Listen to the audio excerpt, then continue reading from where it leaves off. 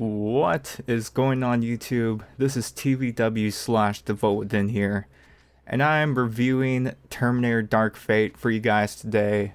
And if you guys have not seen the movie, come back to this video, leave it down in the comments down below what you guys actually thought about it. Because there will be spoilers in this review, and I can't really talk about this movie without giving some spoilers. So, Terminator Dark Fate. I really love the Terminator films. I thought the first two were just classics. They're great, and they're a must-see because it's one of those films that you gotta appreciate back in the day, especially for the effects and the CGI they had back then. They're classics. They're very slow-paced, and I think that's why you can appreciate them, because a lot of the stuff in those films actually felt realistic. Now, with Terminator Dark Fate, they kind of took a different turn with the whole Terminator timeline and the story arc of certain characters.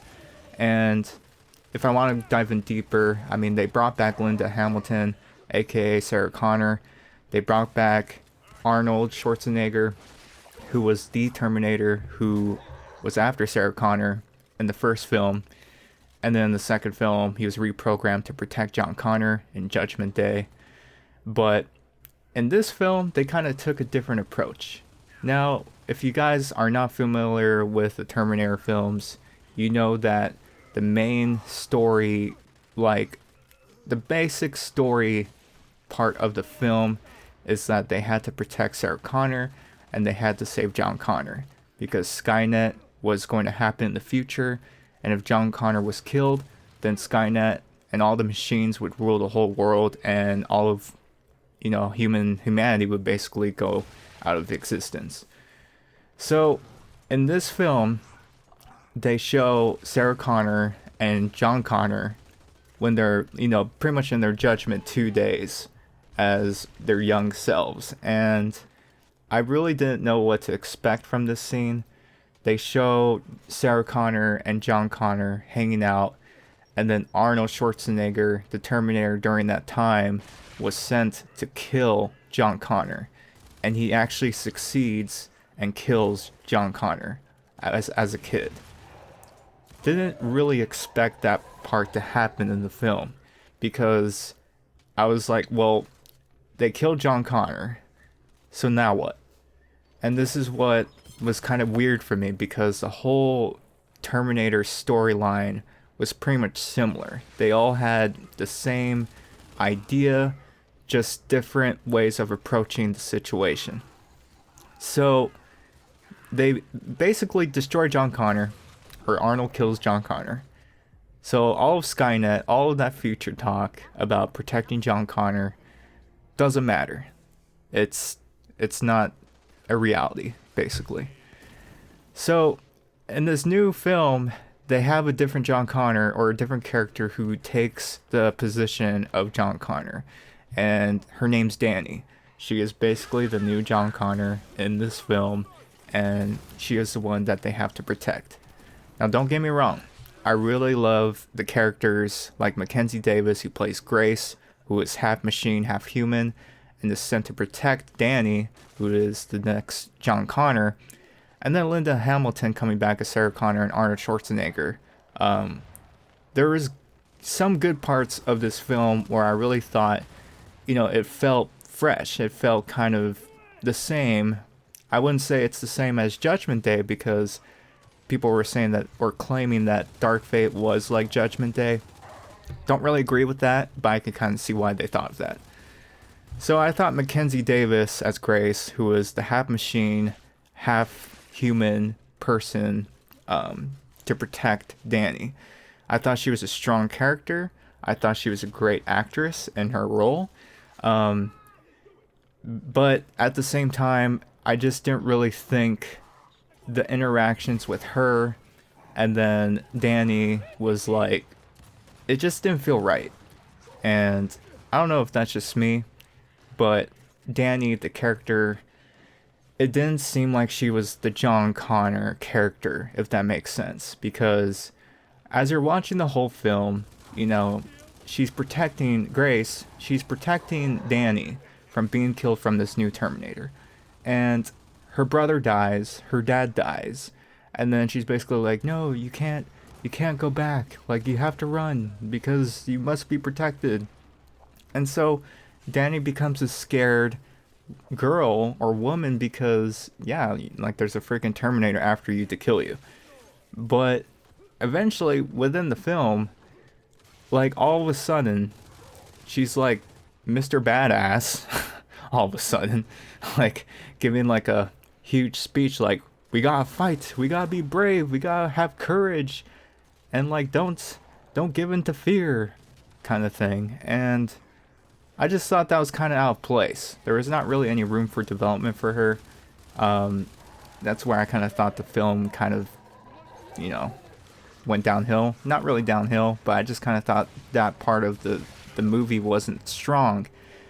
And I don't know what it is, but to me, when you're watching Terminator Judgment Day with the interaction with younger John Connor and Arnold Schwarzenegger, like, the interactions was good. It was funny. It was, you know, the chemistry was there, but that wasn't really the case with Danny and Grace. But I will say Linda Hamilton, she did a great job in this film.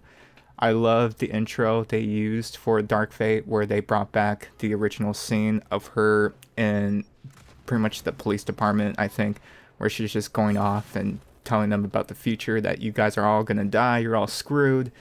I thought that was really cool. And then they brought back Arnold Schwarzenegger's character, who was the Terminator who was sent to kill John Connor. Now, here's the thing that a lot of people get weird about. They change Arnold's character arc in this film because all of a sudden he has a family now.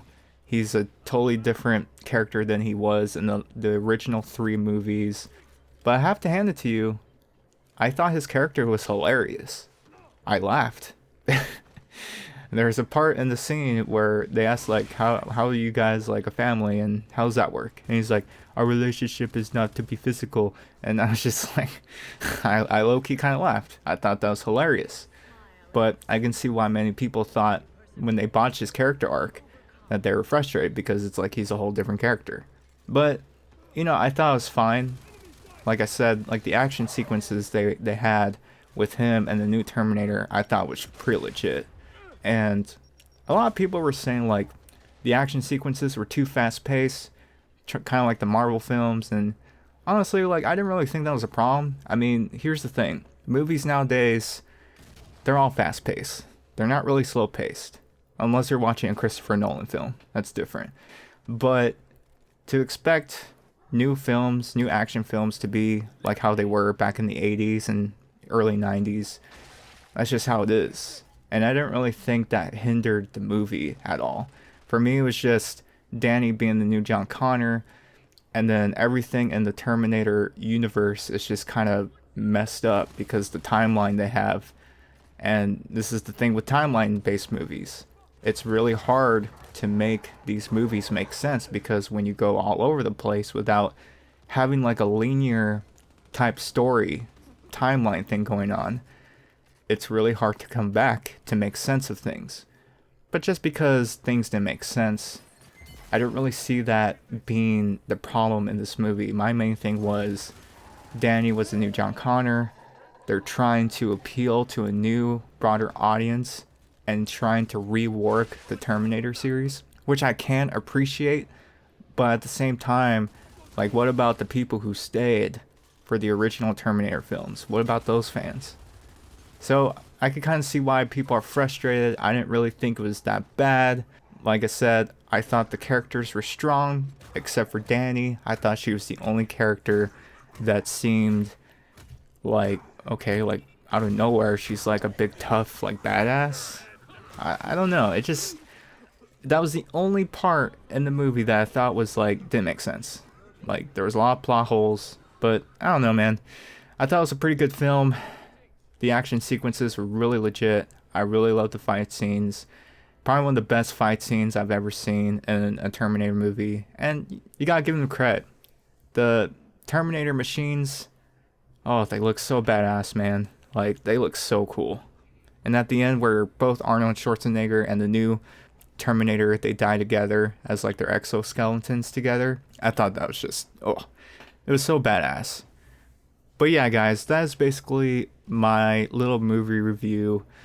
If I would give it a rating, I wouldn't really give it a rating, but if I had to, out of 10, I'd probably give it like a 7 out of 10.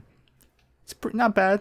It's not the best, but it's average. To me, that would be above average, kind of. But let me know what you guys think, and leave it down in the comments down below what you thought. And this is TheVoltWithin here, guys. And I will see you guys on the next video.